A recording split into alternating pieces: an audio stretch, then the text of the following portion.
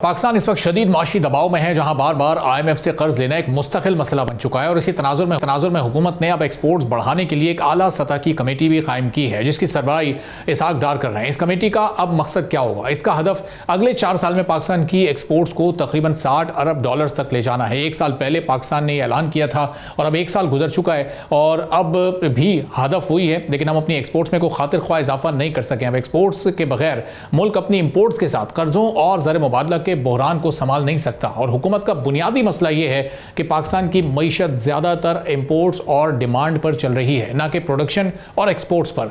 अब इस मॉडल की वजह से हर चंद साल के बाद अदायगियों का बहरान पैदा होता है और मुल्क को IMF के पास जाना पड़ता है। और IMF इस वक्त पाकिस्तान पर सख्त शराइत भी आयद कर रहा है, जिसमें बिजली और गैस महंगी करने के अलावा सब्सिडीज़ को ख़त्म करने के साथ साथ टैक्स नेट को बढ़ाना और फिर सरकारी इदारों में रिफॉर्म्स भी शामिल है। इन इक़दामात से मईशत के कुछ अशारिये तो बेहतर हुए हैं, जैसे महंगाई में कुछ कमी हुई है, GDP की मामूली ग्रोथ हमने देखी है, मगर एक आम आदमी के लिए ज़िंदगी वक्त के साथ साथ मज़ीद मुश्किल होती जा रही है। बिजली, गैस और पेट्रोल की कीमतों में ओवरऑल इजाफे से नौजवानों के साथ तनख्वाहदार तबके और कम आमदनी वाले घरानों पर भी दबाव खासा बढ़ रहा है। रोज़गार के मौके कम हो रहे हैं, जबकि तनख्वाहें महंगाई के मुकाबले में बहुत पीछे रह गई हैं। इसीलिए हुकूमत अब एक्सपोर्ट्स को ही वाहिद स्टेबल हल समझ रही है। कमेटी की फौरी तजवीज़ में टैक्स रिफंड की बरवक्त अदायगी के साथ इम्पोर्ट इंडस्ट्री के लिए पहले हॉलीडे को ऑप्शनल बनाना और फिर मुल्क की टॉप 200 इंपोर्ट कंपनीज को खुसूसी सहूलत देना है। इसके अलावा सिफारत खानों को ट्रेड मिशंस में बदलने और बैरून मुल्क पाकिस्तानियों को इन्वेस्टमेंट्स के लिए एक्टिवेट करने पर भी जोर दिया जा रहा है। अगर ये मनसूबा कामयाब हो जाता है तो लॉन्ग टर्म में नौकरियां भी बढ़ सकती हैं, रुपए पर इस वक्त दबाव कम हो सकता है और IMF पर रिलाय करना भी किसी हद तक कम हो सकता है। मगर शॉर्ट टर्म में आम शहरी को महंगाई के साथ टैक्सेस और कमज़ोर बाइंग कैपेसिटी का सामना रहेगा।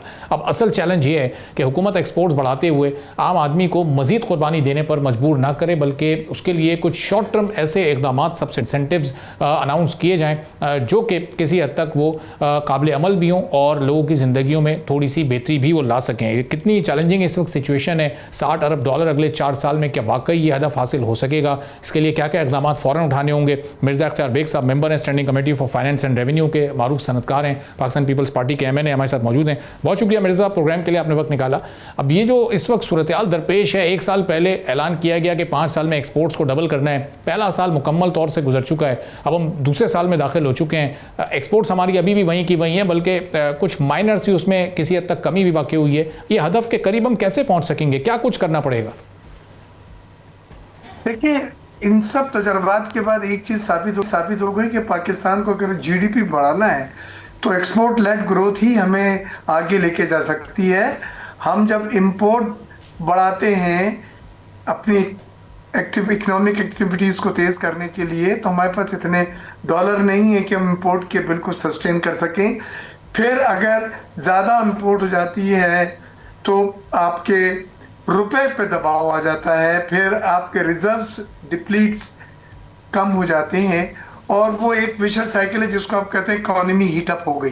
तो अब इकोनॉमी को ठंडा करना है, ठंडा करने के लिए फिर वो टाइट मॉनेटरी पॉलिसी करते हैं, फिर वो LC खोलने पे पाबंदियां लगा देते हैं, उसमें रॉ मटेरियल एक्सपोर्ट का जो है वो भी फंस जाता है और ये एक विशेष सर्किल है जो चलता चला जा रहा है। प्राइम मिनिस्टर ने 2025-26 में कुछ हाई पावर्ड कमेटीज बनाई थी, जिसमें एक कमेटी जो है वो एक्सपोर्ट के बूस्ट करने के ऊपर थी और इसहाक डार साहब, जैसे आपने कहा, वो उसके सरबराह हैं। आज इसहाक साहब से मेरी मुलाकात इस्लामाबाद में हुई है एक कॉन्फ्रेंस पे और हम ये जो बात कर रहे हैं उड़ान पाकिस्तान की 5 साल में $60 बिलियन की एक्सपोर्ट, ये मुझे अनलेस स्ट्रक्चरल चेंजेस और रिफॉर्म्स नहीं लाते होता नहीं नज़र आ रहा है। क्योंकि 1 साल तो निकल ही गया, अब 4 साल है, तो 4 साल में आपने 8 बिलियन हर साल बढ़ाना पड़ेगा,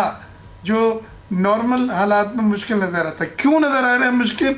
इसलिए कि जो इम्पेडिमेंट है, जो इरिटेंट है, वो नहीं है जो स्टडी कमेटी देख रही है कि जी फॉरेन मिशन से हम सपोर्ट लेंगे, कमर्शियल काउंसलर से सपोर्ट लेंगे, ओवरसीज पाकिस्तानी से हम इन्वेस्टमेंट और एक्सपोर्ट बढ़ाएंगे और एक्सपोर्ट कम्पिटिटिवनेस को मेंटेन करेंगे। हमारा मसला 4 है।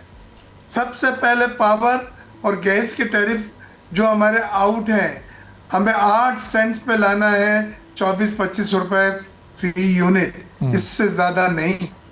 दूसरा हमारा मसला मार्कअप का सिंगल डिजिट 8-9% से आगे हम नहीं जा सकते जो बाकी ममालिक का जो खत्ते में है। दूसरा मसला वो है। तीसरा हमारे टैक्स जो इनडायरेक्ट टैक्सेस हैं, और अब तो एक्सपोर्ट भी उस रिजीम में आ गया है, वो आपको मार के डाल रहे हैं। टैक्स की जो भरमार है या टैक्स की जो इजाफी है उनको भी कम करना है। और आखिरी चीज है सेल टैक्स का रिफंड। वो कहते हैं एक्सपोर्ट के लिए फास्टर सिस्टम के तहत 72 घंटे में हो जाएगा, लेकिन नहीं हो रहा है। तो ये 4 चीजें पहले करनी होंगी और हमने अपनी मीटिंगों में यही बताया उनको। अब वो कहते हैं जी स्पेशल इकोनॉमिक जोन के जरिए हम एक्सपोर्ट बढ़ाएंगे। भाई अरबाब जहांगीर साहब, ये वही है स्पेशल इकोनॉमिक जोन जिसके ऑर्डिनेंस पे शोर मचा था कि बगैर साइन के भेज दिया जी, और हमने बाइकआउट किया था, याद है आपको? जी, 2 दिन फिर वो वापस ले लिया गवर्नमेंट ने। फिर उन्होंने हमारे वॉकआउट पे उसको वापस ले लिया। लेकिन मैं आपको बता रहा हूँ वो है क्या, अब वो बिल की शक्ल में ला रहे हैं, उसको हमने करना तो पड़ेगा क्योंकि IMF से एग्री किया हुआ है। वो ये है कि ड्यूटी फ्री टैक्स और ड्यूटी फ्री कस्टम ड्यूटी 10-10 साल की जो मुराद दी थी स्पेशल इकोनॉमिक जोन में, उन्हें वो आप मजीद नहीं दे सकते, खत्म करने जा रहे हैं। सब्सक्राइब करें और बेल दबाएं ताकि कोई खबर रह न जाए।